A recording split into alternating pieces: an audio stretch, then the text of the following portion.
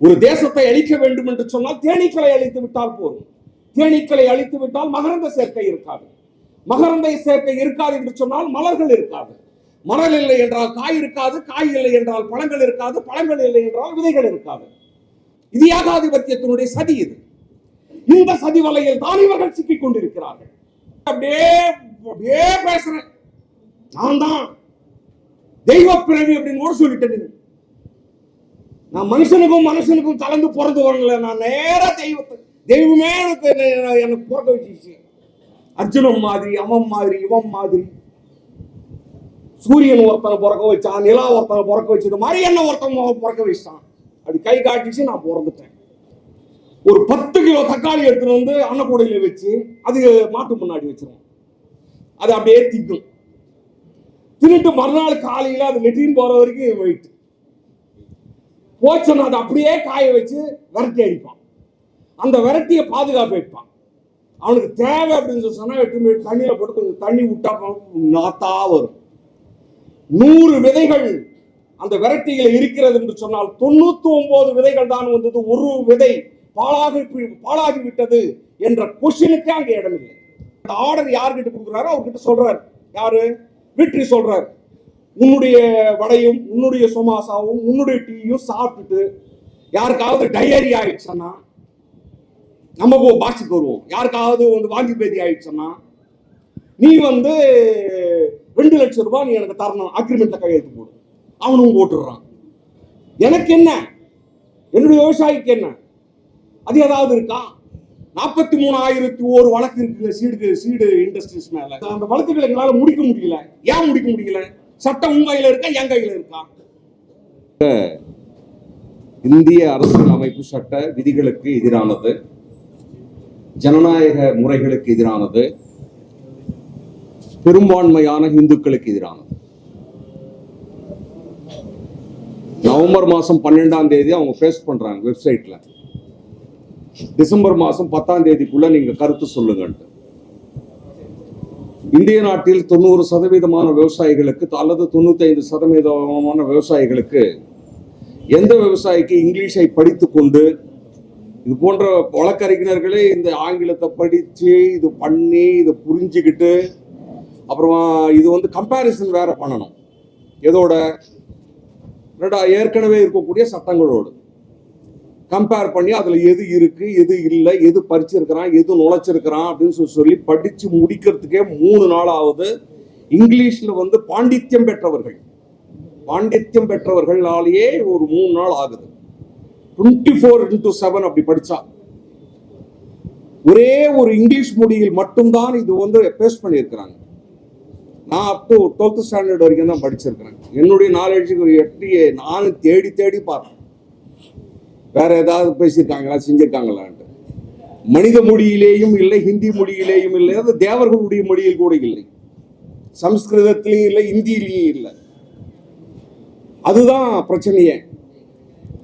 ஏன் ஹிந்தி மொழியிலேயாவது நீங்க பேஸ் பண்ணியிருக்கலாமே அப்படின்னு சொன்னா அதுக்கான பதில் இல்லை. இது ஆன்டி கான்ஸ்டிடியூஷனல். அரசியல் அமைப்பிற்கு முழுக்க எதிரானது. ஃபர்ஸ்ட் சொல்லும் போது என்ன சொல்றாரு? 3 வேளாண் சட்டங்களை கொண்டு வரும் போது ரொம்ப அழகா சொல்லுவாங்க. அதுதான் பிஜேபி கிட்ட இருக்கக்கூடிய ஒரு வல்லமை. அது உன்னை அடிக்க போறேன் அப்படின்னு சொன்னாலும் உனக்கு முதலில் பொட்டு வைப்பேன், உனக்கு முதலில் நல்ல சட்டையை போடுவேன், நீ ஒழுங்காக வாழ முடியவில்லை என்கின்ற கவலை எனக்கு இருக்கிறது, அதற்காகத்தான் அடிக்கலாமா என்று யோசிக்கிறேன். இது முதல்ல 2 வரி இருக்குல்ல, உனக்கு அழகாக பொட்டு வைப்பேன், சிங்காரிப்பேன், நல்ல சட்டையை போடுவேன், இதை புச்சியும் தோங்குறான். என்னங்க சொன்னாரு மோடி? நல்லத்தனங்க சொல்றாரு. உனக்கு பவுடர் பூசுறது தப்பா, பொட்டு வைக்கிறது தப்பா, தலை வாடுறது தப்பா அப்படின்னு உனக்கு பேசிட்டு இருக்கிறாங்க. இந்த சட்டம் அது அங்க பேஸ்ட் பண்ண உடனே பல பத்திரிகைகள் இது வந்தது. இது வந்த உடனே எல்லா பத்திரிகைகளும், பெரும்பான்மையான பத்திரிகைகள், கட்டுரையாளர்கள் என்ன எழுதுறாங்க அப்படின்னு சொன்னா, விதை என்கின்ற வைத்துக் கொள்ளக்கூடிய உரிமை விவசாயிகளுக்கு கொடுக்கப்பட்டிருக்கிறது, விவசாயிகளை எந்த விதத்திலும் அது பாதிக்காது. அவன் முழுக்க படிச்சானா இல்லையான்றது எனக்கு தெரியல. கட்டுரை எழுதக்கூடியவர்கள் முழுக்க படித்தார்களா இல்லையா என்பதுதான் தெரியவில்லை. அதுக்கு பிறகுதான் அதை எடுத்து 35 பக்கம் தான் ஃபர்ஸ்ட் படிச்சா இது இருக்கு. அப்புறமா ஒரு 10 பேஜ் தள்ளி 300 இடத்துல படிச்சா வெளிநாட்டுல நீ பண்ணிக்கலாம், வெளிநாட்டிலையும் விதைக்கலாம், விதைகளை உற்பத்தி செய்யலாம், அங்கேயே டெஸ்ட் பண்ணலாம், அங்கேயே சர்டிபிகேட் வாங்கலாம், இந்த நாட்டில் வித்துக்கலாம். சார், எனக்கு தெரிஞ்ச மொழியில நான் சொல்றேன். மாசிலாமணி தோழர் வீட்டில் போன் பண்ணி சொல்றாங்க, நீ வரவும் வர, தீபாவளிக்கு துணி எடுக்கணும், தீபாவளிக்கு துணி எடுக்க வேண்டியது கொஞ்சம் நேரத்தோடு வீடு சேரு அப்படின்னு சொல்றாங்க. இவர் சொல்றாரு, உனக்கு கவுனு, உனக்கு பாவாடை, உனக்கு ஜெட்டி, உனக்கு பேண்ட், உனக்கு சட்டை, உனக்கு வேட்டி, உனக்கு கோட்டு எல்லாம் நான் வாங்கி வந்துடுறேன். என்னப்பா உனக்கு என்னப்பா தெரியும்? துளசி நாராயணன் எங்க தோழர் ஒருத்தர் இருக்கிறாரு, அவரே வாங்கி கொடுத்துருவாரு அப்படின்னு சொன்னா இது என்ன நியாயம் இருக்கு? எனக்கு என்ன துணி வேண்டும் என்று நான் போகணும், நான் கடைக்கு போகணும், நான் ஆய்வு பண்ண வேண்டியிருக்கிறது, நான் அதை தரம் பார்க்க வேண்டியிருக்கிறது, நான் செய்ய வேண்டியிருக்கிறது. வெளிநாட்டில் நான் உற்பத்தி பண்ணிக்கலாம், வெளிநாட்டிலேயே அதை வளர்க்கலாம், வெளிநாட்டிலேயே அதை முறைப்படுத்தலாம், அதை நீ இந்திய நாட்டுக்குள்ள எடுத்து வித்துக்கலாம். நோ பார் அப்படின்றது எந்த இதுல இருக்கு? அப்படி எடுத்து விற்கணும்னா அது பேக் பண்ணி இருக்கிறதுல, அது சர்டிஃபை பண்றதுல, மற்றதுல இதெல்லாம் பண்ணல அப்படின்னு சொன்னா அது மாதிரி யார் வித்தாலும் அவங்களை தண்டனைக்கு உட்பட்டவர்கள் அப்படின்னு சொன்னா விவசாயி எங்க இருந்து போய் பேக் பண்றது, விவசாயி எங்க கியூஆர் கோடு எடுத்து போய் இணைக்கிறது அப்படின்னு சொன்னா நீ குற்றவாளி. 1 லட்சம் ரூபாயில இருந்து 30 லட்சம் ரூபாய் வரைக்கும் நான் பெனால்டி நான் விதிப்பேன் அப்படின்னு சொல்லி சொல்றாரு. கேட்கறதுக்கு ரொம்ப அழகா தான் இருக்கு. 1 லட்சம் ரூபாயில இருந்து 30 லட்சம் ரூபாய் வரைக்கும் தரமற்ற விதைகள் வித்துட்டான்றதுனால நீ பெனால்டி வாங்குற. பெனால்டி வாங்கி எங்க போகுது? அங்க போகுது, பாராளுமன்றத்துக்கு போகுது. வாங்கி நான் நஷ்டம் அடைஞ்சேன், எனக்கு என்னடா அப்படின்னா அதுல ஒரு வரி காணும். வக்கீல் ஏதாவது படிச்சாரா? அவருக்கு ஏதாவது தெரியுதா? இல்லை, அறிவுக்கு எதுவும் காணும். எனக்கு என்ன, என்னுடைய விவசாயிக்கு என்ன, அது ஏதாவது இருக்கா? 43,001 வழக்கு இருக்கு சீடு இண்டஸ்ட்ரீஸ் மேல. எந்த வழக்கு, அந்த வழக்குகளை எங்களால முடிக்க முடியல. ஏன் முடிக்க முடியல? சட்டம் உங்க கையில இருக்கா, என் கையில இருக்கா? ஏன் எடுக்கல நடவடிக்கை? ஏன் எடுக்கல? ஒரு ஃபங்க்ஷன் நடத்துறாருங்க, வெற்றி தோழர் வெற்றி எல்லாருக்கும் சமோசா சொல்றாரு, பிஸ்கட் சொல்றாரு, வடை சொல்றாரு, ஸ்ரீ சொல்றாரு. அந்த டீ அந்த ஆர்டர் யார்கிட்ட கொடுக்குறாரோ அவர்கிட்ட சொல்றாரு. யாரு? வெற்றி சொல்றாரு, உன்னுடைய வடையும் உன்னுடைய சமோசாவும் உன்னுடைய டீயும் சாப்பிட்டுட்டு யாருக்காவது டயரி ஆயிடுச்சுன்னா நம்ம பாக்ஸுக்கு வருவோம். யாருக்காவது வாந்தி பேதி ஆயிடுச்சுன்னா நீ 2 லட்சம் ரூபாய் நீ எனக்கு தரணும், அக்ரிமெண்ட்ல கையெழுத்து போடு. அவனும் போட்டுடுறான். 2 லட்சம் ரூபாய் வாங்குறல, கூட்டத்துக்கு வரவனுக்கு நீ என்ன சொல்லணும்? நான் இப்படி ஒரு அக்ரிமெண்ட் போட்டிருக்கிறேன், தைரியமா நீ டீ குடி, உனக்கு ஏதாவது ஒண்ணு ஆச்சுன்னா ஹாஸ்பிட்டல் எடுத்து போய் சேர்க்க வேண்டியது நானு. இதை போடாமலேயே எனக்கு ஒரு சர்க்குலர் கொடுக்கிறது, வாருங்கள் கூட்டத்திற்கு, தைரியமாக டீயை சாப்பிடுங்கள், தைரியமாக சோமாசாவை சாப்பிடுங்கள். அப்படி ஏதாவது ஒண்ணாச்சுன்னா அவனை நான் விட போறது இல்ல. 2 லட்சம் ரூபாய் நான் அவன்கிட்ட கேட்டிருக்கிறேன். 2 லட்சம் கேளு, 20 லட்சம் கொடுக்கு, எனக்கு என்ன? நோ. ஆகவே இதை எதிர்த்து நான் ஏன் இது இந்துக்களுக்கு எதிரானது என்று சொன்னேன்? இந்துத்துவாவை பேசக்கூடிய நீங்கள் இன்றைக்கு இந்திய நாடு முழுவதும் விவசாயம் செய்யக்கூடியவர்களில் 92% யார்? இந்துக்கள். இந்த சட்டம் அவர்களை பாதிக்கிறதா இல்லையா? பாதிக்கின்ற போது நீ இந்துக்களுக்கு எதிரானவனா இல்லையா? இந்துத்துவாவை அப்படியே பேசுறேன், நான் தான் தெய்வ பிறவி அப்படின்னு கூட சொல்லிட்டேன்.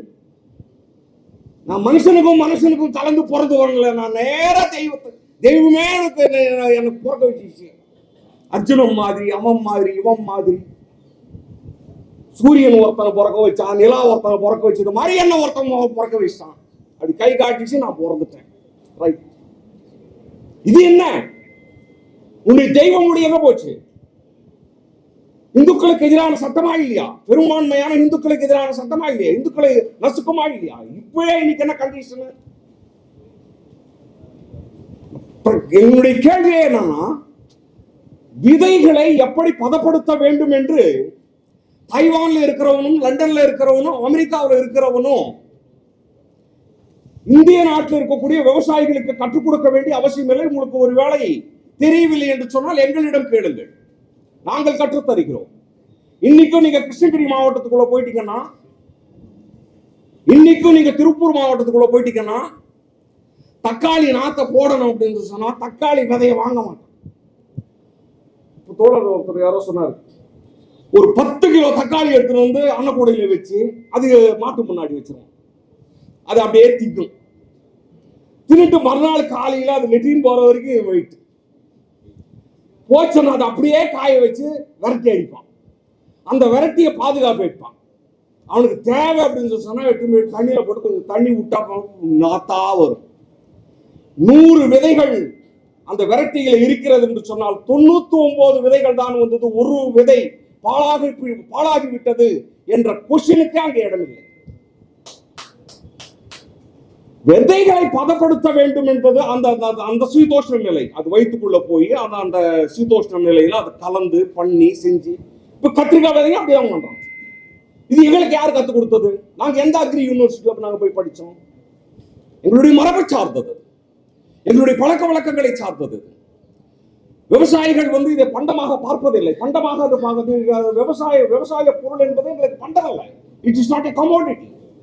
கமோடிட்டி அப்படின்னு சொல்லி வந்தால், சந்தை பொருள் என்று சொல்ல வந்தால், அதை வியாபார நோக்கத்தோடு தான் விவசாயி பார்ப்பான். எந்த விவசாயியும் அவனுடைய பயிரை, அவனுடைய விதைகளை வியாபார நோக்கத்தோடு பார்ப்பதில்லை. அழிந்து கொண்டிருக்கும் பயிர், அது என்ன பட்டாலும் அதை எழுதிருக்காது. இருந்தாலும் மருந்து வாங்கி தெளிப்பான், இருந்தாலும் தண்ணி வாங்கி தெளிப்பான்.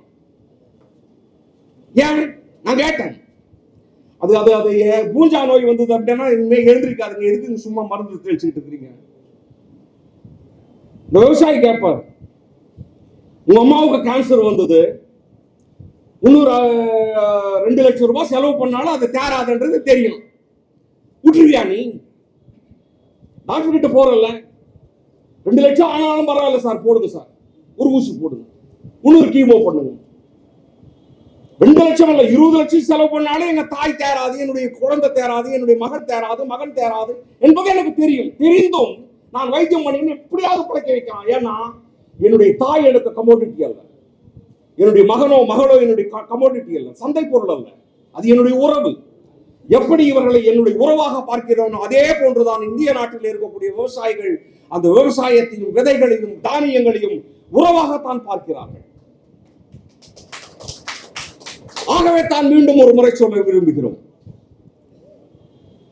ஒரு தேசத்தை அழிக்க வேண்டும் என்று சொன்னால் ஒரு தேனீக்களை அழித்து விட்டால் போதும். ஒரு தேசத்தை அழிக்க வேண்டும் என்று சொன்னால் தேனீக்களை அழித்து விட்டால் போதும். தேனீக்களை அழித்து விட்டால் மகரந்த சேர்க்கை இருக்காது. மகரந்த சேர்க்கை இருக்காது என்று சொன்னால் மலர்கள் இருக்காது. மலர் இல்லை என்றால் காய் இருக்காது. காய் இல்லை என்றால் பழங்கள் இருக்காது. பழங்கள் இல்லை என்றால் விதைகள் இருக்காது. ஆகவே ஒரு தேசத்தை அழிக்க வேண்டும் என்று சொன்னால் ஒரு தேனியை அழித்துவிடும். விதைகள் இல்லை என்று சொன்னால் மரங்கள் இருக்காது, காடுகள் இருக்காது, வனங்கள் இருக்காது, மழை இருக்காது. மழை இருக்காது என்று சொன்னால் அது பாலைவனமாகத்தான் மாறும். அதே போன்றுதான் ஒரு தேசத்தை அழிக்க வேண்டும் என்று சொன்னால் அந்த தேசத்தினுடைய உணவு சுயசார்பு தன்மை, செல்ஃப் ரிலையன்ஸ், அது அழிக்கப்பட வேண்டும். இது ஏகாதிபத்தியத்தினுடைய சதி. இது இந்த சதி வலையில் தான் இவர்கள் சிக்கிக் கொண்டிருக்கிறார்கள். இவர்கள் இன்றைக்கு சிக்குவார்கள், சம்பாதிப்பார்கள். இன்றைக்கு ஒருவேளை நாளைக்கு இலங்கையை போல நாடே அழிந்து விட்டது என்று சொன்னால் வேறு நாடுகளுக்கு போய் வாழலாம். ஆனால் இந்திய நாட்டில் இருக்கக்கூடிய பெரும்பான்மையான இந்துக்கள் எங்கே போய் வாழ்வார்கள்? இந்திய நாட்டில் இருக்கக்கூடிய இஸ்லாமியர்கள் எங்கே போய் வாழ்வார்கள்? இந்திய நாட்டில் இருக்கக்கூடிய கிறிஸ்தவர்களும் ஜெயினர்களும் பௌத்தர்களும் எங்கே போய் வாழ்வார்கள்? அமெரிக்க நாட்டினுடைய ஏகாதிபத்திய வலைக்குள் நீங்கள் சிக்கக்கூடாது என்பதுதான் நம்மளுடைய கேள்வி. ஆகவே தான் அவர்கள் சொல்லி நீங்கள் கேட்காதீர்கள். உங்களுக்கு அறிவில்லை என்று சொன்னால் அறிவு எங்கே இருக்கிறது என்பது எங்களிடம் கேளுங்கள். இதை எப்படி அணுக வேண்டும் என்று நாங்கள் சொல்லுகிறோம். ஆகவே தான் இந்த விதை சட்டம் என்பது அமெண்ட்மெண்ட்ஸ் கொண்டு வருவதற்காக எங்களிடம் கேட்டால் நாங்கள் கொடுப்பதற்கு நாங்கள் தயாராக இல்லை. எங்களுடைய கோரிக்கை விதை சட்டம் திரும்ப பெற வேண்டும். அவ்வளவுதான். அந்த கோரிக்கையை முன்வைத்துத்தான் 500க்கும் மேற்பட்ட விவசாயிகள் அமைப்பாக இருக்கக்கூடிய சம்யுக்த கிசான் மோர்ச்சா என்கின்ற அமைப்பின் சார்பாக இந்த மாதம் 10ஆம் தேதி தமிழகத்தில் மட்டும் 400க்கும் மேற்பட்ட மையங்களில் அந்த விதை சட்ட நகலை எரித்து இருக்கிறோம். அடுத்த கட்ட போராட்டமாக இந்த போராட்டத்தை வீறு கொண்டு எழுப்ப வேண்டும். எங்களுக்கு நன்றாகவே தெரியும், இந்திய கம்யூனிஸ்ட் கட்சியும் மார்க்சிஸ்ட் கம்யூனிஸ்ட் கட்சியும் மட்டுமே களத்தில் நின்று போரிட்டால் அந்த போரில் நாங்கள் வெற்றி அடைய முடியாது. ரொம்ப தெளிவாக இருக்கிறோம்.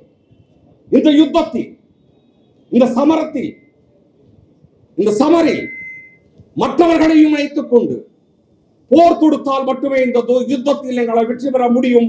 அது போன்ற ஒரு யுத்தத்திற்கான, ஒரு போராட்டத்திற்கான அறைகூவலை இந்த கூட்டம் விடும், அமைக்கும். அந்த வியூகங்களை அமைத்து நாம் அடுத்த கட்டமாக முன்னேற வேண்டும் அப்படின்னு கோரிக்கை விடுத்து முடித்துக் கொள்கிறேன். நன்றி, வணக்கம்.